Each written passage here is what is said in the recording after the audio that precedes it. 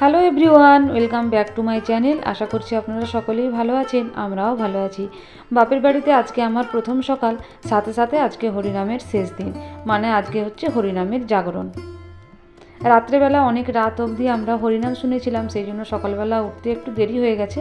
তবে আমাদের আর কি, মা বাবা ওদের নয়। ঘুম থেকে উঠে দেখি মা, বাবা আর আমার বড়দি মোছা কাটতে বসে গেছে। মোছার জিনিসটা এরকম, দুজন তিনজন থাকলে বেশ তাড়াতাড়ি ছাড়ানো হয়ে যায়। আর শুধু মোছা কেন, যে কোনো কাজেই যদি দুজন তিনজন মিলে করা হয় তবে কাজটা যেন অনেক তাড়াতাড়ি হয়ে যায়, আর কাজটা করতেও অনেক ভালো লাগে। মোছাটার মানে দেশলাই কাঠির মতো যে অংশটা থাকে আর মাছের আঁশের মতো যে অংশটা থাকে সেটা ছাড়ানো হয়ে গেছে। এবার সবার নিচের যে ছোটো মতো অংশটা আছে সেটা আর ছাড়ানো হয় না, কুচি কুচি করে কেটে ওই ছাড়ানো মোছাটার সঙ্গে মিশিয়ে দেওয়া হয়। মা, বাবা, দিদি ওইদিকে মোছা কাটছে আর আমি ততক্ষণে এইদিকে স্নানটা সেরে নিয়েছি। স্নানটা সেরে ভাবছি পুজোটা সেরে নেব, কারণ পুজো করতে এখানে অনেকক্ষণ সময় লাগে। একটা মানুষকে পুরো জোড়া থাকতে হয় পুজোটা করার জন্য। আজকে বাড়িতে তো অনেক কাজ, মা একদিকে কাজ করছে, মাসি একদিকে কাজ করছে, বাবা করছে। তো সেই জন্য আমি ভাবলাম যে সেই ফাঁকে আমি পুজোটা সেরে নিই। সেই জন্য সকাল করে স্নান করে চলে গেলাম পুজো করতে। আমি ওইদিকে পুজো করতে গেছি আর ছেলে সেই সময় ক্যামেরা নিয়ে এদিকে চলে এসেছে ভিডিও করার জন্য। বাবা এখানে চপ করবে বলে কুসুম বীজগুলো ভেজে নিচ্ছে। ওইদিকে বাবার ভিডিও করে নিয়ে আবার চলে এসেছে বাড়ির ভেতরে, যেখানে আমি পুজো করছিলাম। সবার প্রথমে গোপালকে ঘুম থেকে উঠিয়ে দিলাম। এবার গোপালকে স্নান টান করিয়ে খাবার দাবার দিয়ে আর বাকি যে সমস্ত ঠাকুর আছে সবাইকে মানে পুজো টুজো করে চেঞ্জ করে শাড়ি টাড়ি পরে আমি এখন চলে এসেছি বাবাকে চপ করার জন্য সাহায্য করতে। বাবা এখানে চপের মশলাটা ভালো করে তৈরি করে নিচ্ছে, মানে চপের পুরটা, আর আমি ওইদিকে বেসনটা মেখে দিচ্ছি। এখানে আমাদের দুটো উনুন জ্বালানো হয়েছে একসঙ্গে, একদিকে ভাত হচ্ছে আর একদিকে চপ হচ্ছে।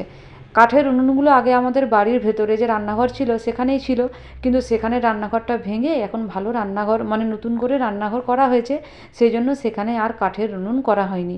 সেই জন্য এখন বাইরে কাঠের উনুনগুলো আছে, ওইগুলোতেই আমরা এখন কাজ করছি। তবে 12 মাস হয় না, যখন অনেক লোকজন এক জায়গায় জড়ো হয় তখন এই কাঠের উনুনগুলোতে কাজ করা হয়। আজকে অনেক রান্নাবান্না আছে, একটা গ্যাসে হবে না, সেই জন্য বাইরে আমরা কাঠের উনুনে একদিকে ভাত বসিয়ে দিয়েছি আর একদিকে চপ করছি, আর ভেতরের রান্নাঘরে রান্না হচ্ছে। ভাতটা আর মুড়ি খাওয়ারটা হয়ে গেলেই মোটামুটি অনেকটা কাজটা এগিয়ে যাবে, আর বাড়ির ভেতরে গিয়ে তখন রান্নাগুলো হয়ে যাবে। এখানে যে উনুন দুটো করা আছে, এখানে সকালবেলাটা কাজ করতে বেশ সুন্দর, হাওয়া আসে, তারপর ছাওয়া থাকে, কিন্তু একটু বেলা হয়ে গেলেই এখানটা একদম রোদে ভর্তি হয়ে যায়। সবার প্রথম দিকের চপগুলো একটুখানি ছোট ছোট করা হচ্ছে, কারণ প্রথম দিকের চপগুলো তো সবার টেস্ট করতেই ফুরিয়ে যাবে, সেই জন্য। আমার ছেলের সবার আগে কিন্তু খিদে পায়, ও খিদে মানে বেশিক্ষণ চেপে রাখতে পারে না। তো সেই জন্য ওকে বললাম যে তুই আগে মুড়িটা খেয়ে নে, তারপর সবাই খাবে। ও বলছিল আমার খিদে পেয়েছে, তো সেই জন্য ও বাড়ি থেকে মুড়ি নিয়ে এলো আর আমরা এখান থেকে ওকে চপ দিয়ে দিলাম। মুড়ি খাওয়ার আগে যদিও দুটো একটা চপ টেস্ট করা হয়ে গেছে, তারপর আবার মুড়ির সঙ্গে 4টি চপ নিয়ে গেছে। বাচ্চাদের মুড়ি খাওয়া হয়ে গেছে, এখন বড়রা শুধু মুড়ি খেতে বাকি। চপগুলো অনেকগুলো ভাজা হয়েছে আর কিছু চপ এখানে কড়ার মধ্যে দেওয়া আছে।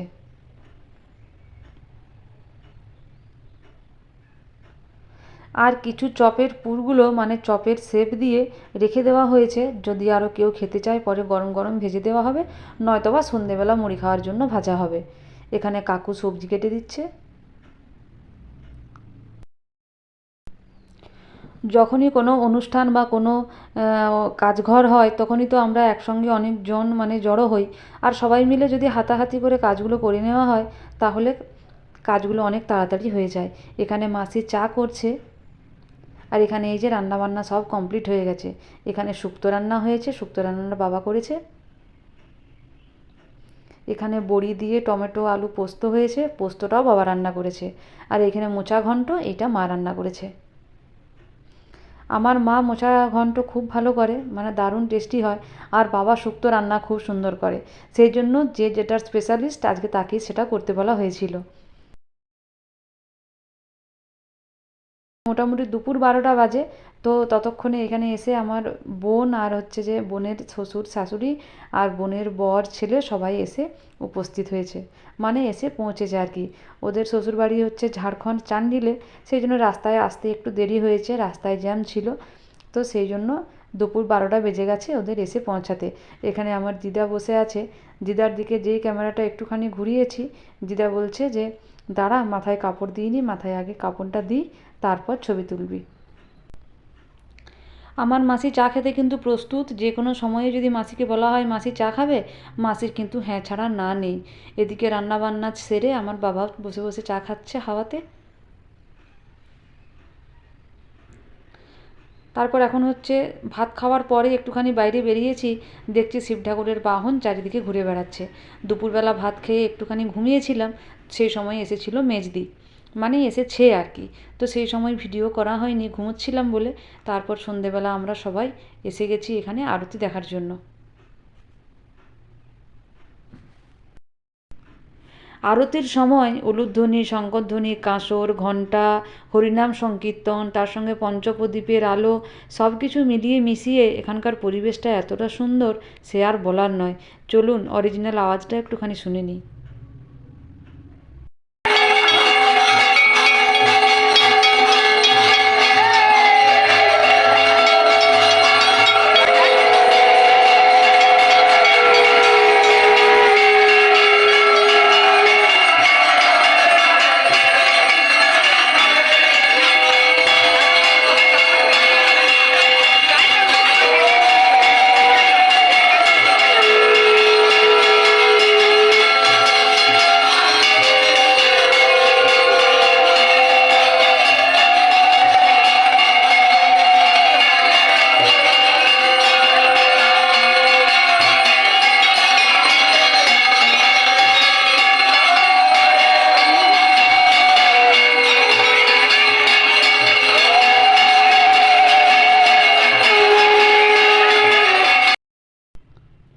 ওখানে দাঁড়িয়ে দাঁড়িয়ে আমি তো মুগ্ধ হচ্ছিলামই, আর সেই মুগ্ধতাকে আর ওই মনোরম পরিবেশটাকে যাতে বাড়িতেও একটুখানি তুলে নিয়ে আসতে পারি, তার জন্য দাঁড়িয়ে দাঁড়িয়ে একটুখানি ক্যামেরাবন্দি করছিলাম আর কি।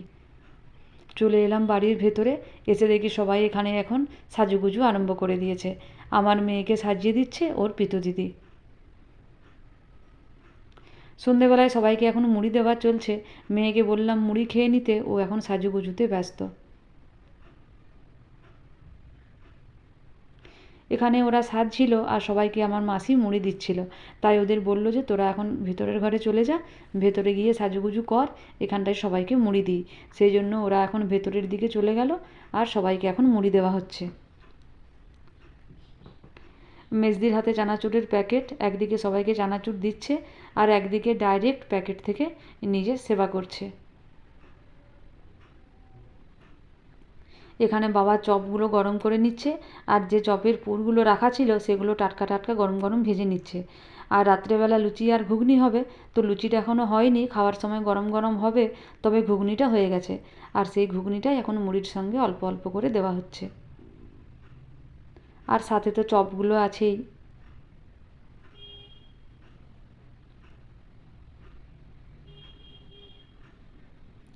মা, মাসি আর আমার বাবা জোরদার হেঁসেল সামলাচ্ছে।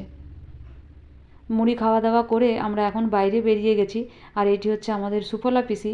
যতবার হরিনামের নগর কীর্তন হবে, নগর কীর্তন মানে যখন হচ্ছে হরিনামটা মণ্ডপের ওপরে হরিনামটা যখন শেষ হয়ে যাবে, মণ্ডপ থেকে নামবে, মানে হরিমেলা থেকে নামবে, তারপর গ্রামের সমস্ত ছেলে মেয়েরা সেই হরিনামের সঙ্গে সঙ্গে আমাদের সারা গ্রামটা ঘোরে। তো সেটাই হচ্ছে নগর কীর্তন। তো আমাদের এই সুফলা পিসি প্রত্যেকবার হরিনামের দলের সঙ্গে যাবে।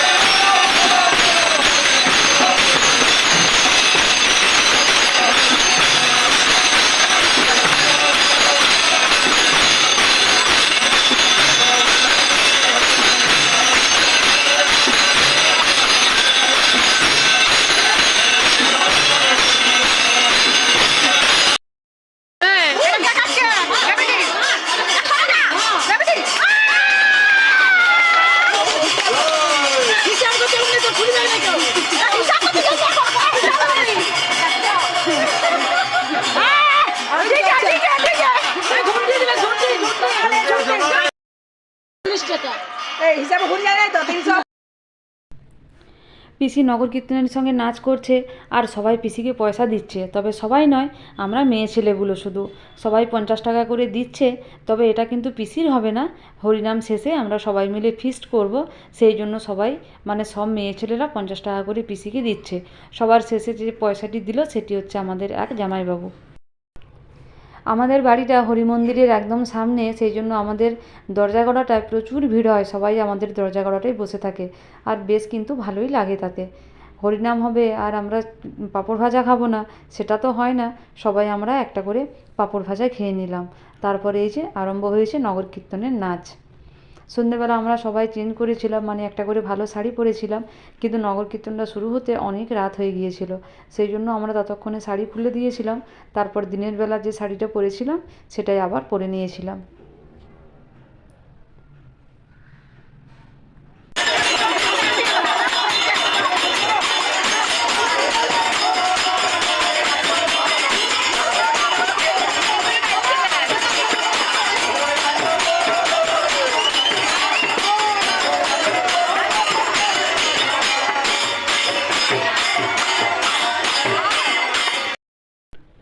নগর সংকীর্তনের সময় হরিনামের সঙ্গে সঙ্গে খোল আর করতালের ছন্দে তাল মেলানোর মানুষ যেরকম আছে, আবার তাল না মেলাতে পারার মানুষও যেরকম আছে। আমরা হচ্ছে তাদের দলে। অনেক চেষ্টা করেও কিন্তু আমরা হরিনামের তালে তালে তাল মেলাতে পারিনি।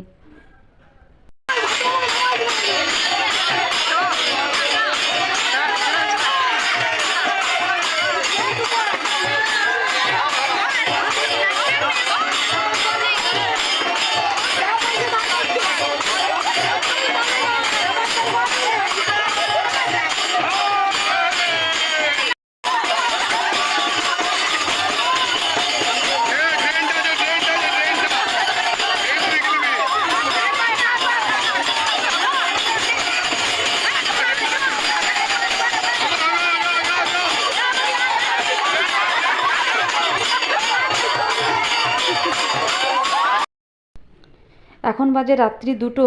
হরিনাম সংকীর্তন সেরে আমরা সবাই এখন হরিনাম শুনতে বসে পড়েছি। এখনও অবধি অনেক লোকেই আছে, আবার অনেক লোক চলেও গেছে। আমরা সবাই এখানে গোল হয়ে বসেছি, একবার করে হরিনাম শুনছি আর একবার করে গল্প করছি। এখানে অনেকজন ছিল, তবে সবার ভিডিও তখন আর করা হয়নি। তবে এখন মনে হচ্ছে একটা ক্লিপ নিলেই ভালো হতো। এখন সেই আড্ডাটাকে ভীষণ মিস করছি। এখানে আমার ভিক্ষা দিদা আর আমার বুড়ি মাসি বসে বসে হরিনাম শুনছিল। একবার করে ঘুমোচ্ছে আর একবার করে হরিনাম শুনছে। যেই ক্যামেরাটা ওদের দিকে ঘুরিয়েছি তেমনি দেখছি ঘুম ভেঙে গেছে ওদের।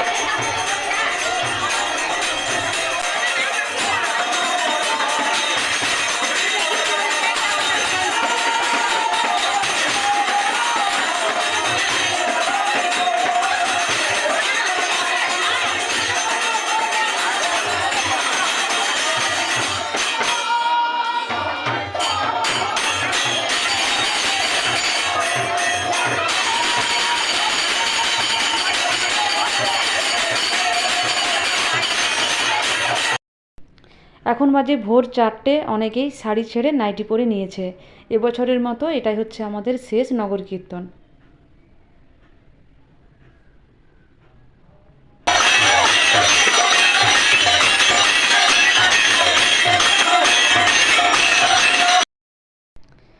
এখন বাজে ভোর 5টা। আমি আর আমার দিদি বসে বসে এখন হরিনাম শুনছি। মনে হচ্ছে যে আর শোবো না, সকাল পর্যন্ত জেগেই দিই, কিন্তু একটুখানি তো শুতেই হবে। আর এই যে আমার পাশের জন হরিনাম শুনছে না স্বপ্নের দেশে আছে বোঝা মুশকিল। আমিও এই সময়টায় শাড়ি ছেড়ে আর একটা চুড়িদার পরেছি, আর ঠোঁটের লিপস্টিকটা ভালো করে উঠিয়ে নিয়ে ঠোঁটটাতে একদম চপচপে করে বোরোলিন মেখে নিয়েছি। আর এই সময়টায় মানে এই ভোরের সময়টায় প্রচুর ঠান্ডা হাওয়া দিচ্ছিল, সেই জন্য আমি ওড়নাটা মাথায় ঢাকা নিয়ে নিয়েছি। আর ওই যে ওইখানে বসে আছে আমার একটি কাকিমা। সন্ধেবেলা যে জায়গাটা একদম লোকের লোকময় ছিল, এখন সেই জায়গাটা একদম ফাঁকা হয়ে গেছে। আর হবে নাই বা কেন, এখন বাজে একদম মানে ভোর 5টা, আর কিছুক্ষণ পরেই সকাল হবে। আর ওই যে ওই দিকটায় মানে আমাদের ঘরের দরজা গড়াটায় বসে আছে আমার মা আর আমার 2 কাকিমা। এবার আমরা বাড়িতে চলে যাচ্ছি, আর আজকের মতো ভিডিওটা এখানেই শেষ করছি। সকলেই ভালো থাকবেন, সুস্থ থাকবেন, সাবধানে থাকবেন। দেখা হবে খুব শীঘ্রই পরের আরেকটা ভিডিওতে।